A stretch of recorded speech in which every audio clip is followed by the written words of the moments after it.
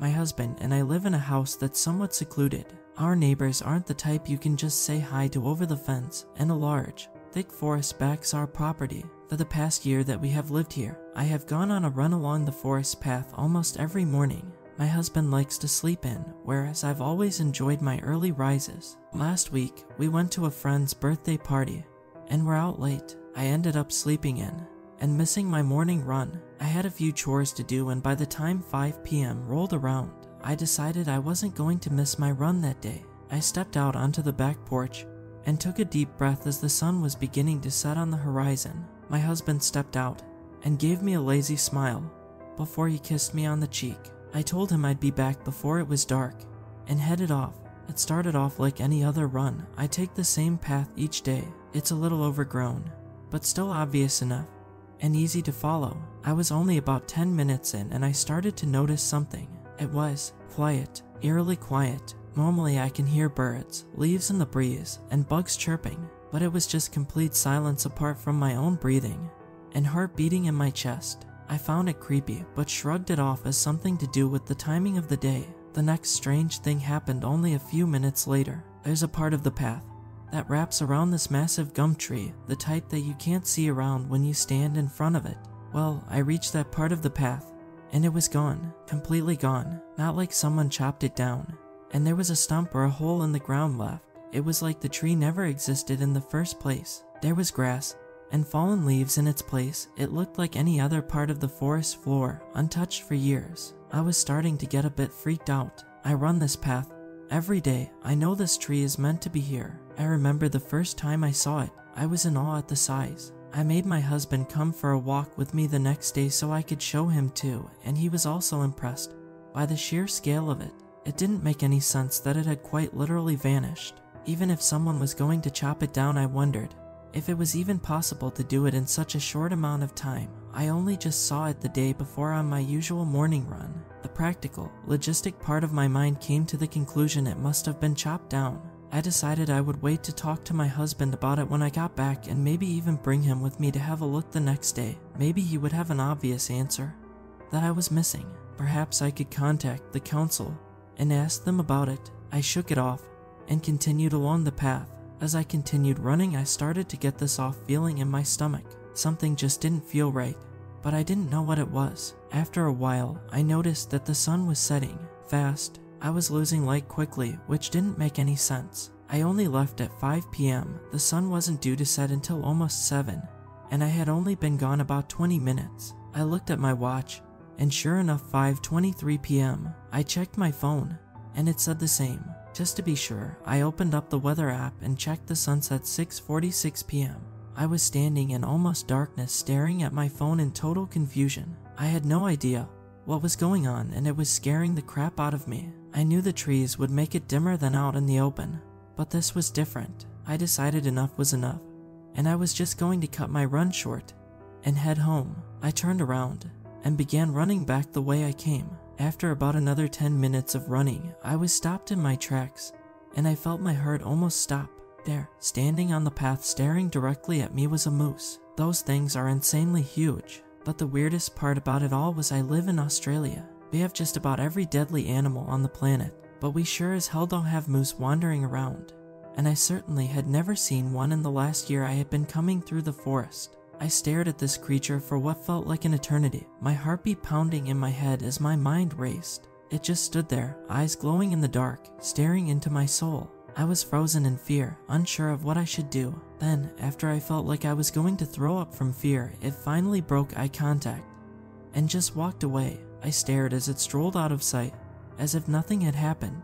Once I could no longer hear the footsteps, and I was back in complete silence, I began sprinting. I was way too terrified to be in this forest a second longer than I had to be. I ran and ran until my lungs felt like they were going to give out. I thought for sure I should be reaching the clearing soon, but the more I ran, the more it felt like I went deeper and deeper into the woods. I glanced at my watch, and my breath hitched. 9:42 p.m. It's not possible, I said to myself. It can't have been 4 hours. My whole interaction with the moose, although felt like forever, in reality only lasted a few minutes. I pulled out my phone, and again it matched what my watch said. I tried to call my husband, but I couldn't get any service. I closed my eyes and took a deep breath. It was pitch black now, and I had to use my phone torch to illuminate the path.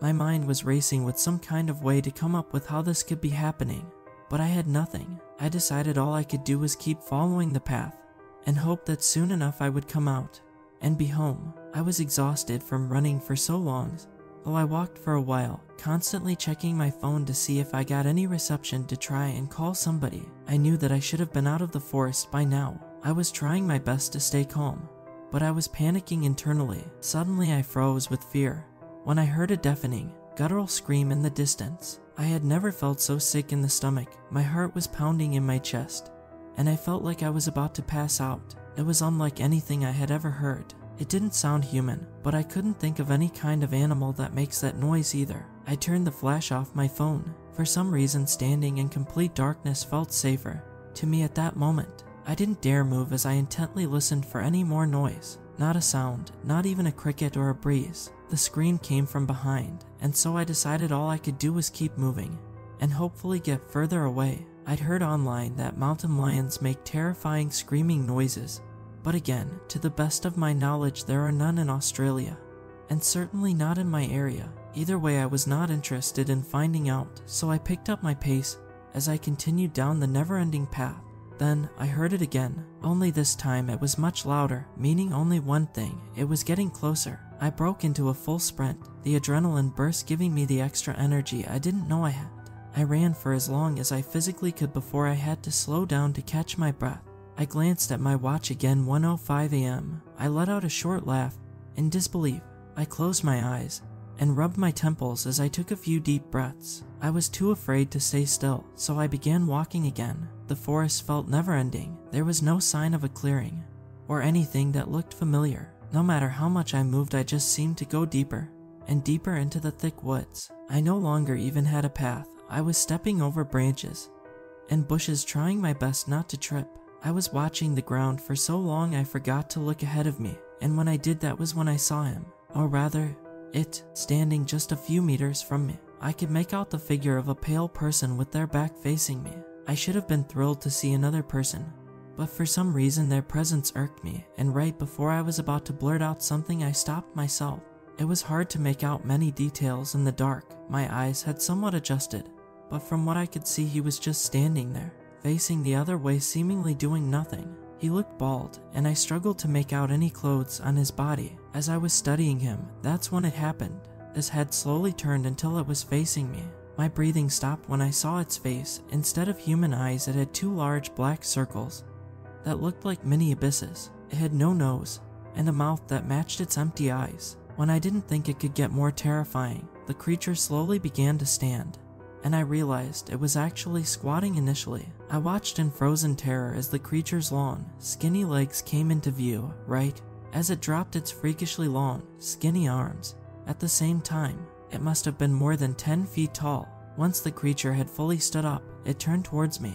I was too scared to move, to think, to breathe. All I could do was watch. It stared at me for a moment before dropping its jaw to let out the most unearthly, thunderous roar you could imagine. This was enough to snap me out of my frozen state of terror. I turned on my heel and sprinted in the opposite direction of the creature. My chest was burning as I ran as fast as I could. I refused to look behind me, but I could hear the thumping legs following behind me. I had no sense of direction, no plan. All I could do was run. I still couldn't see that well, and so I hadn't seen the edge until it was too late, rolling and toppling down a steep hill until I landed in the thick brush at the bottom. I groaned in pain, winded from the fall. I blinked a few times before looking up at the ledge I had just fallen from, where the creature suddenly appeared. My eyes widened, and my heart raced as it looked around. I thought for sure this was it. There's no chance I can outrun this thing in my state. Just as I was reflecting on all the things in life I had missed out on, the creature turned away